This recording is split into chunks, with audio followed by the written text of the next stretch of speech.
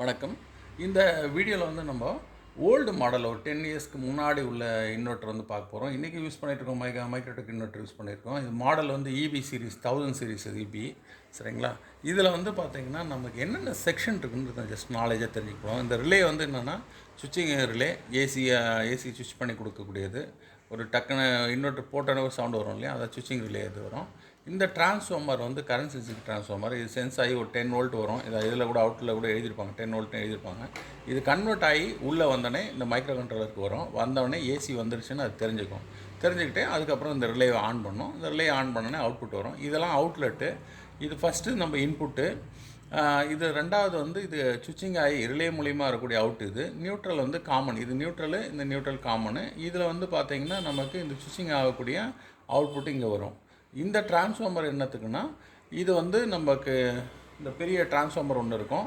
So அந்த transformer மூலிமா இந்த அவுட்புட் வந்து வரும். டெலிவர் ஆச்சுன்னா இந்த பின் வழியாக வெளியில் அவுட்லெட்டுக்கு வெளியே போகும். சரியா? ரைட். இது வந்து இது பார்த்திங்கன்னா இது வந்து 3 போட்டிருக்காங்க. ஸோ டிபெண்ட்ஸ் இதை பொறுத்து, கேவியை பொறுத்து இந்த மாஸ்பெட் வந்து வேரி ஆகும். சரிங்களா? எஸ்பிரிச் இதில் போட்டிருக்காங்க இதை. ஸோ இது வந்து பாசிட்டிவ். இது வந்து பேட்ரி 12 வோல்ட் பேட்ரி. இது 12 வோல்ட் பேட்ரி இங்கே கனெக்ட் ஆகிருக்கும். கரெக்டாக ட்ரெயினில் கனெக்ட் பண்ணியிருப்பாங்க. ஸோ இந்த ஐசி, இங்கே இந்த ஐசி இருக்குது. இந்த ஐசி தான் சுவிட்சிங் ஐசி. ஸோ சுவிட்சிங் ஐசி இன்வெர்ட்டர் மோடை ஆன் பண்ணுறதுக்காக யூஸ் பண்ணுறாங்க. ஹை ஃப்ரீக்வன்சி டிஸ்ட்ரிபியூட் பண்ணுறதுக்காக. ஹை ஃப்ரீக்வன்சி கேட் ஆப்ரேட் பண்ணோம். இதோடைய கேட்லாம் ஆப்ரேட் பண்ணால் இது வந்து ஆன் ஆஃப் ஆகும். ஆன் ஆஃப் ஆகும்பொழுது இது ஹை சுவிட்சிங் ஏற்படும். ஸோ இந்த சைடில் வந்து இப்போ இங்கேருந்து பார்க்கும்பொழுது இந்த இடத்துல கனெக்ட் பண்ணிய டிரான்ஸ்ஃபார்மர் ஏசி டு ஏசியாக வரும். ஸ்டெப் டவுனாக வரும். ஸ்டெப் டவுனாக வந்தோடனே சார்ஜிங் சர்க்யூட்டுக்கு எவ்வளோ தேவையோ அந்த வோல்டேஜ் வரும். வோல்டேஜ் வந்தோடனே சார்ஜ் ஆகும்.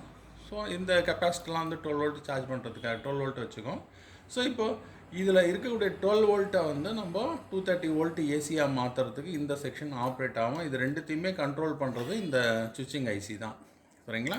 இது வந்து ஃபேன் கண்ட்ரோலருக்கான டிரான்சிஸ்டர் போட்டிருக்காங்க. ஸோ வேரியபிள் இதில் ஒர்க் ஆகும். வேரியபிள் ஸ்பீடில் இது வேலை செய்யும். சரிங்களா? ஹீட் பேஸ்டாக இது வேலை செய்யும். சரியா?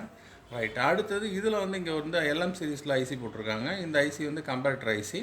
இது என்ன பண்ணும், வோல்டேஜ் கம்பேர் பண்ணி ஒரு அவுட்புட்டை வந்து கண்ட்ரோலருக்கு கொடுக்கும். அதை பேஸ் பண்ணி தான் ஓவர்லோடு, சார்ஜிங்கு, இது போல் விஷயங்கள்லாம் வந்து ஓவர் கரண்ட்டு, இது போல் விஷயங்கள்லாம் இந்த மைக்ரோ கண்ட்ரோலர் தெரிஞ்சுக்கும். ஸோ இதெல்லாம் வந்து டிஸ்பிளேயோடைய அவுட்புட்டு. இதில் தான் எல்இடிலாம் எரியும். சின்ன டிரான்சிஸ்டர்லாம் போட்டிருக்காங்க. இங்கே வந்து LM317 போட்டிருக்காங்க, ரெகுலேட்டர் போட்டிருக்காங்க.